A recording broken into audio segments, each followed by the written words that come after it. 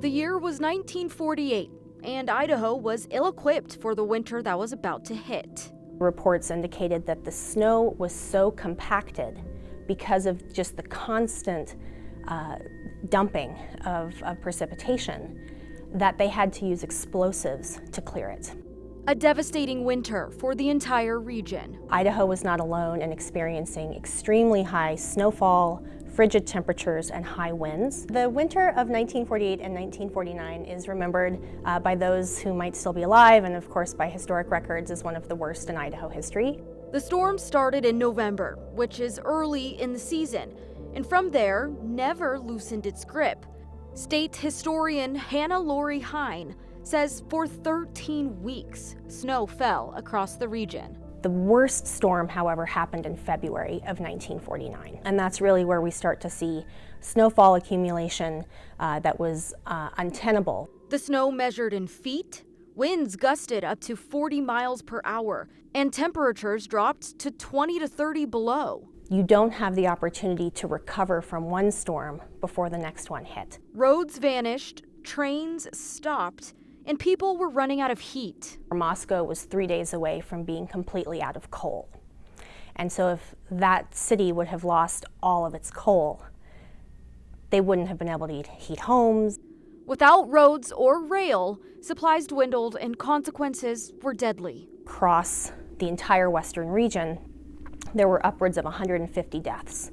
And that came from maybe home fires where they were trying to burn items to keep their homes heated. It also came from exposure. People who might have gotten stuck somewhere outside and ran out of gas, or they froze to death. The agricultural impact was devastating too.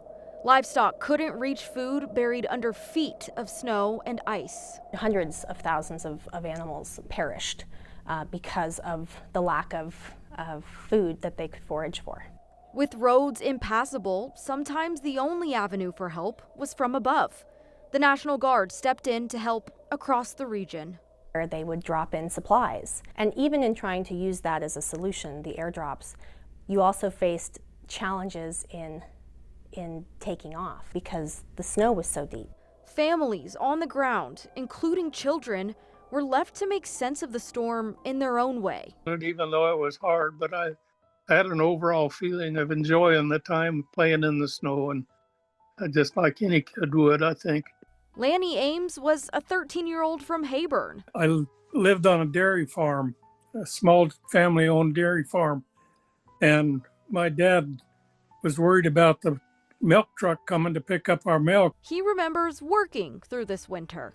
He contrived a small sled that would carry 4 10-gallon milk cans on it, which is pretty heavy.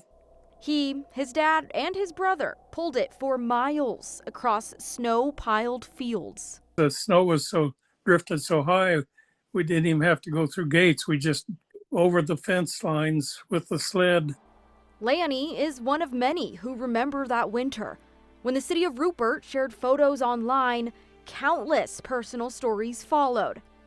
My dad hooked an old scraper backwards to a team of horses to get to the canal bank, to get a truck to take my mom into town so I could be born. Thanks. And we had a family member that died trying to go out and find the cattle. He never came back. Went to try and find him, had froze out there. It left behind damage to families and the community. The Division of Public Roads within the Department of Public Works made repairs to more than 1,300 miles of roads in Idaho. Even the federal government stepped in. Immediate emergency relief, nearly $200,000, which in today's money is about $2.7 million.